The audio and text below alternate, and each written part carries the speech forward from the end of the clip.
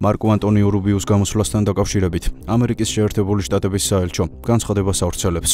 სახელმწიფო მდივან რუბიოს გამოსვლა წარმომადგენელთა პალატის საგარეო საქმეთა კომიტეტის წინაშე 2025 წლის 21 მაისი კონგრესმენ ჯო უილსონის შეკითხვა. თქვენი ხელმძღვანელობით რა გაკეთდება სახელმწიფო დეპარტამენტის დასახმარებლად, რომ ანტიამერიკულ ქართულ ოცნებას საქართველოს ხალხის სახელით დაეკისროს რეალური პასუხისმგებლობა.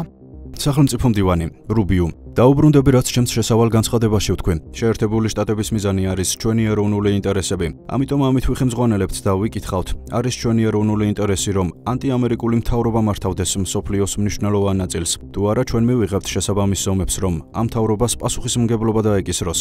ამჟამად ეს საკითხი შეფასებების პროცესშია და ჩვენ განვიხილავთ გზებს. ახლა კონკრეტული განცხადება არ მაქვს, რის გაკეთებას გვეგმავთ, მაგრამ შემიძლია გითხრათ, რომ ეს საკითხი განხილვის პროცესშია. კიდევ ერთხელ, ეს არის კარგი მაგალითი იმისა, თუ რატომ მიმართავთ ჩვენს რეგიონულ ბიუროებსა და ადგილობრივ წარმომადგენლობას, რომ მივიღოთ რეკომენდაციები იმ ზომებთან დაკავშირებით, რომელზეც მთავრობას, ანტიამერიკულ მთავრობას ყველაზე მეტად ექნება რეაგირება.